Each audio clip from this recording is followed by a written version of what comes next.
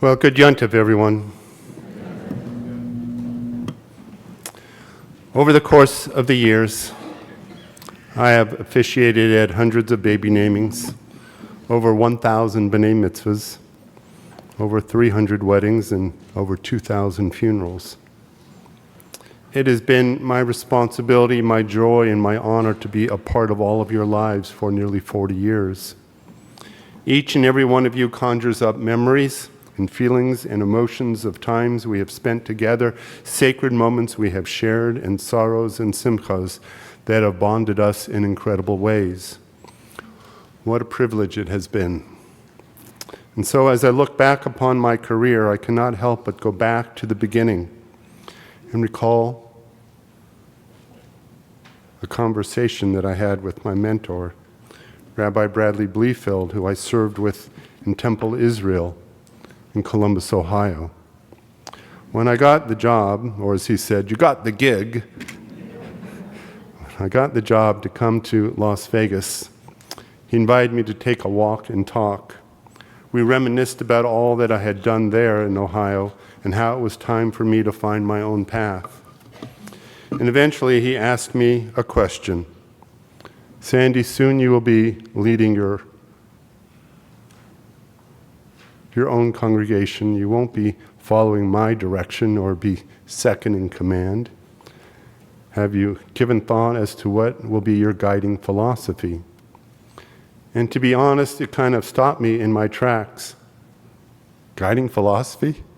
I need one of those? What was that? But it was his way of challenging me to dig deep, to think about this very moment in time, so that I might measure in my own mind my success as a rabbi. We kept walking as I mulled over his question. Was my success going to be measured by the number of b'nai mitzvah, or the number of weddings, or the number of funerals I officiated at, or the people that I impacted along the way? And what would I want that impact to be? And I realized that as I made my move from Ohio to Las Vegas, I wanted to create something special, whether it would be 60 families or 600 families. I knew what my guiding philosophy would be. I wanted to create a community of living Torah. It was as simple and undefined as that. But I knew that in achieving that goal, it would be in my ability to meet people where they were at and invite them to join me in sharing this vision. And fortunately, when I arrived in Las Vegas, my wife and I quickly found partners to make that vision a reality. And so I want to ask you now to take a moment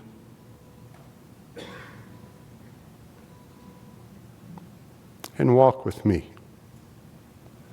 We will reminisce, we will laugh, we will cry, and we will wonder, what will the future hold?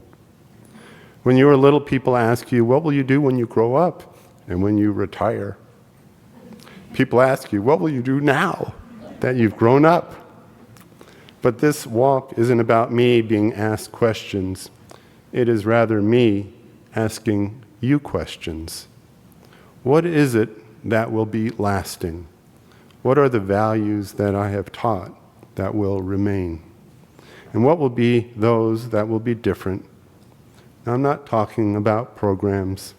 There are no shortage of programmatic ideas. God knows that.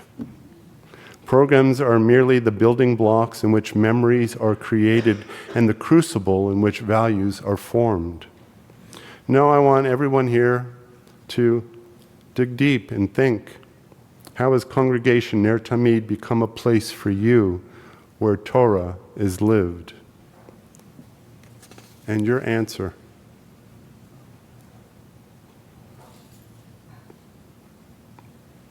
is the measure of my success.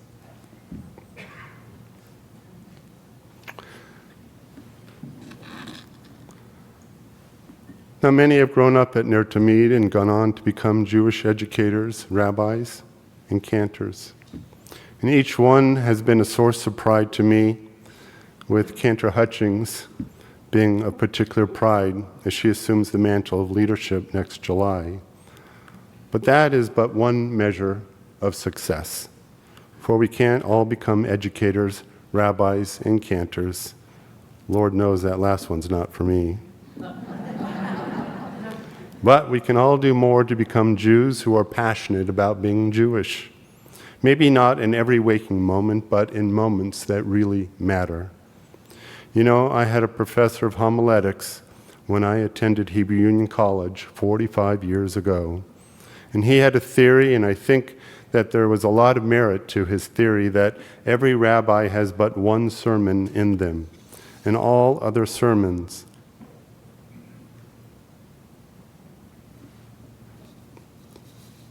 that come from that one sermon.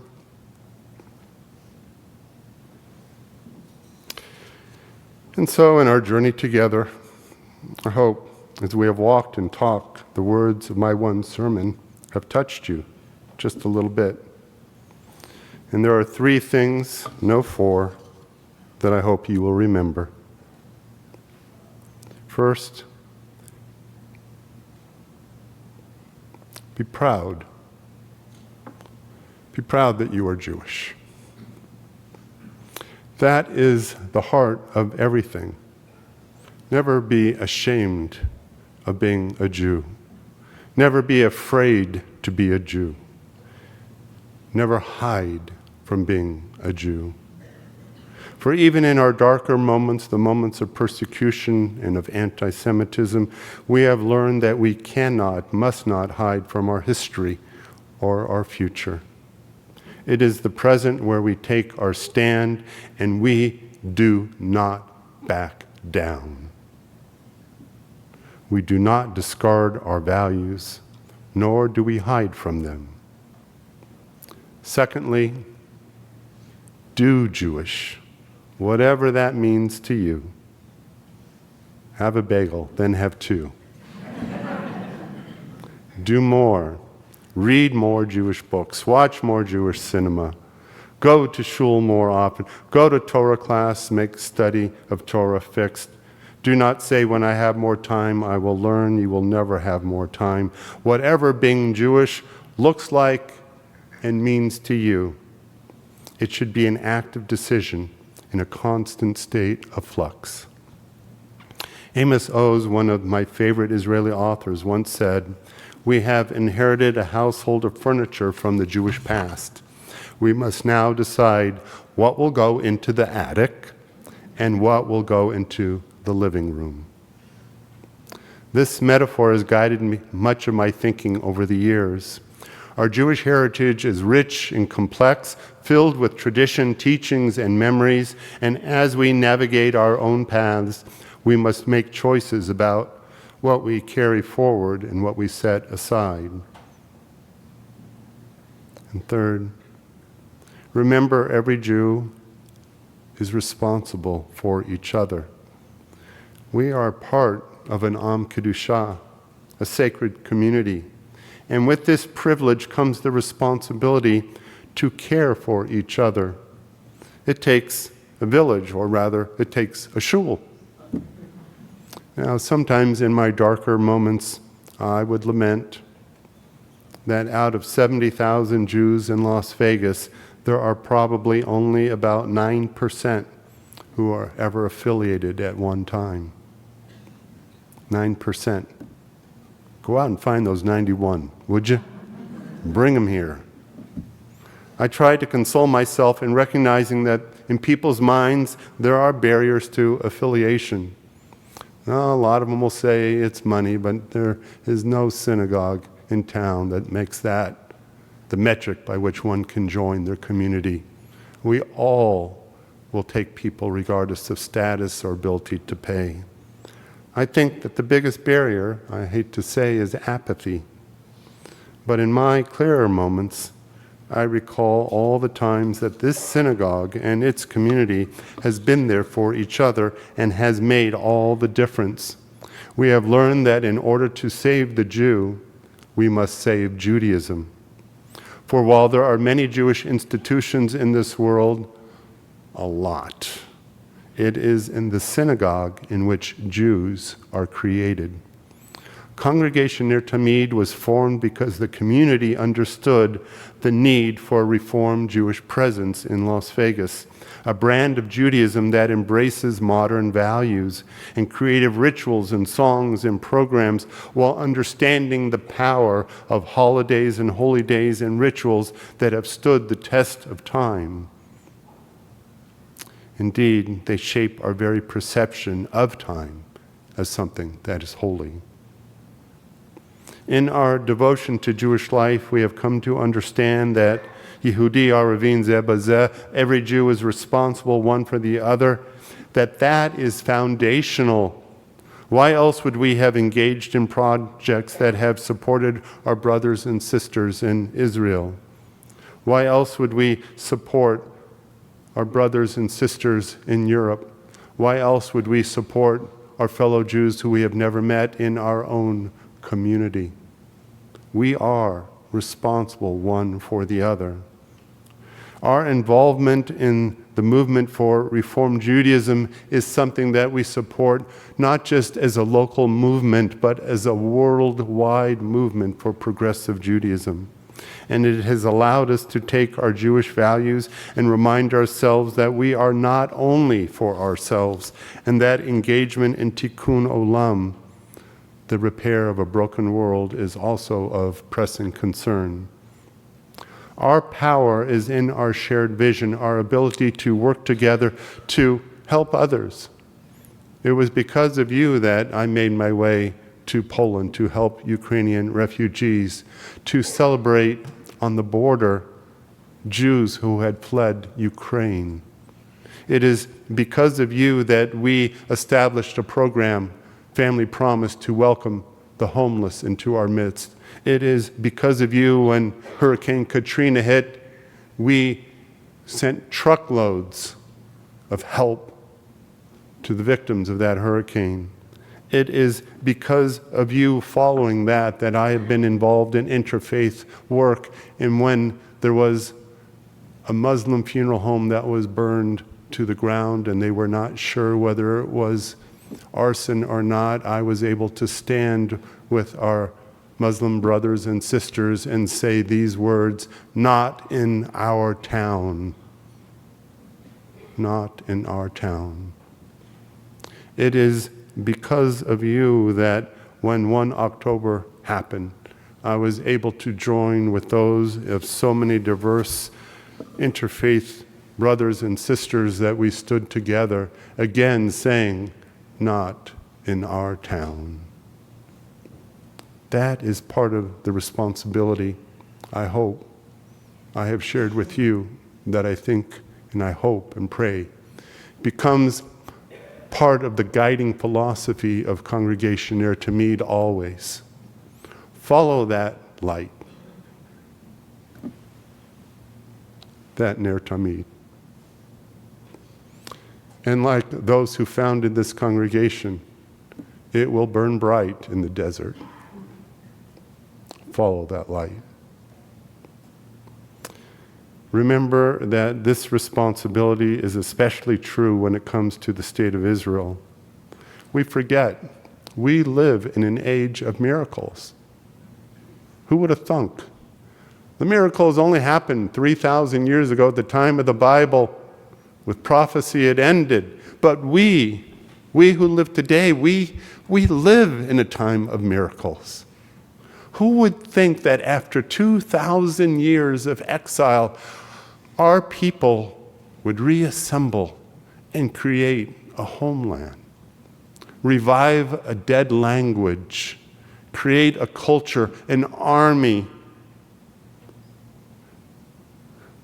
Who would have thunk that from the diaspora and the remnants of the Holocaust, there would arrive these strong Sabras willing to give their lives for all of us, for what Judaism stands for, to give voice to us, that their bravery and sacrifice would reflect their love for all of us.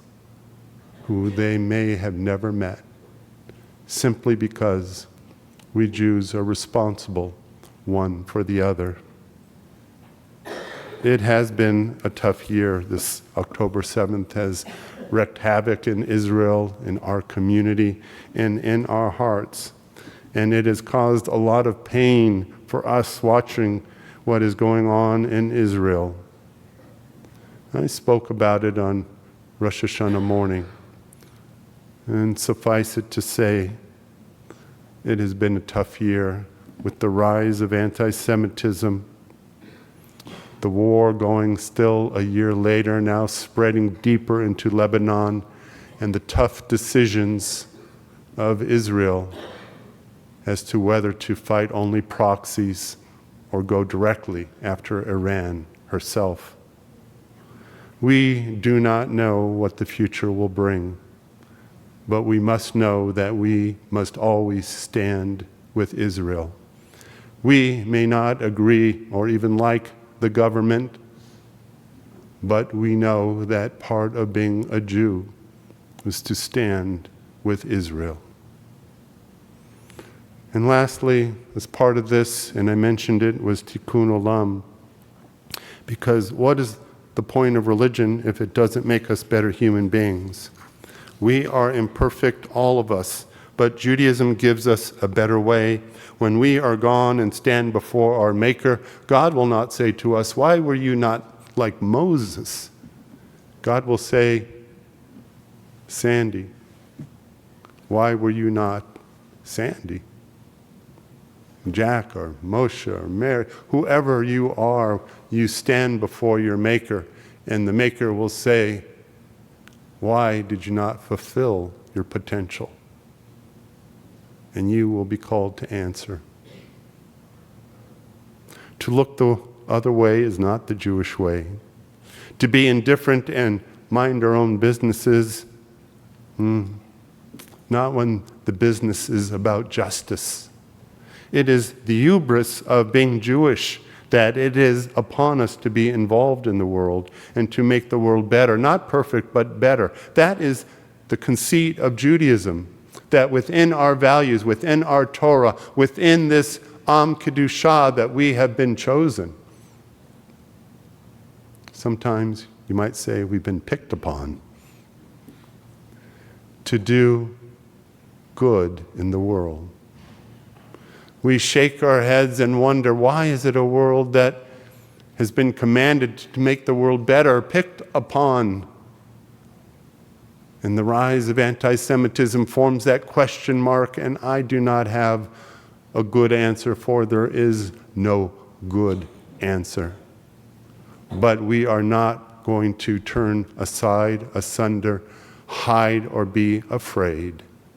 We are going to continue to stand tall, to do good, and to walk humbly with our God.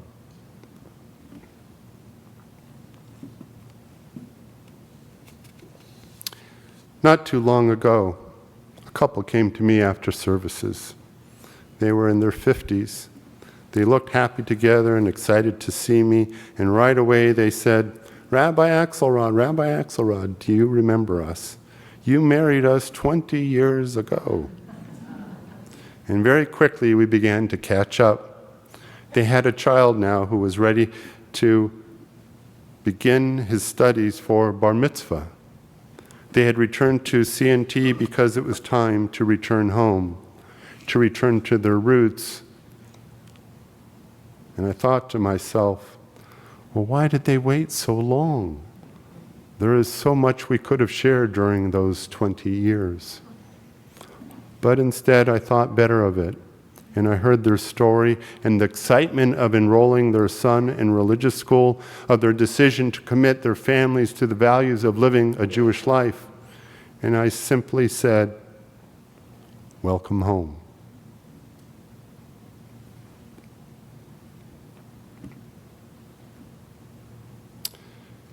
So I thought back to their wedding day at that very moment. I said, this is how Torah lives.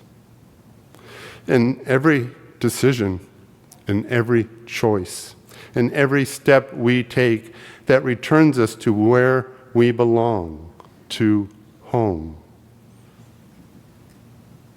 That is what success in the rabbinate feels like.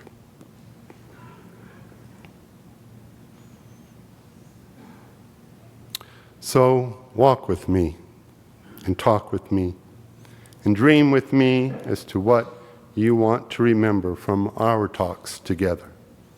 And know that there will come a moment when we no longer have our frequent conversations, but I hope my voice will still be heard, whispering in your ear to stand tall and be of good courage. For our shared legacy is our faith, and our faith is in our ability to live Torah as if each of us were scrolls upon which God's hopes and dreams were written, upon our very souls. Tall order, you might say? Well, then I suggest you start simpler by fulfilling your own hopes and dreams with the values of our faith as your compass to a life that matters. For if you do this, you may get lost from time to time, but you will find your way home again. Follow the Ner Tamid. From time to time, I imagine what it would be like to walk one more time.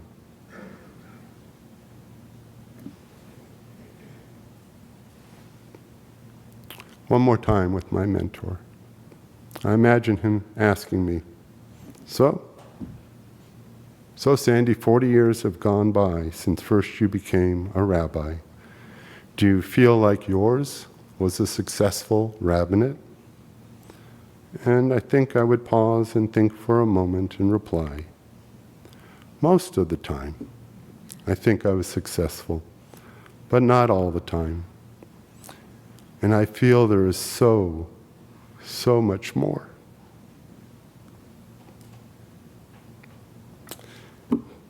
That needs to be done.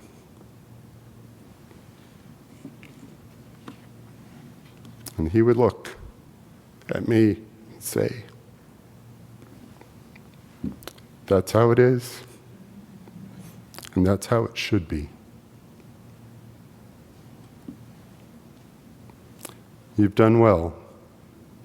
You've done well, my friend. We have many months before I share my last bit of wisdom with you this coming June. But life has many goodbyes, and this is one of them, my last high holiday sermon. And so I thank you for this privilege.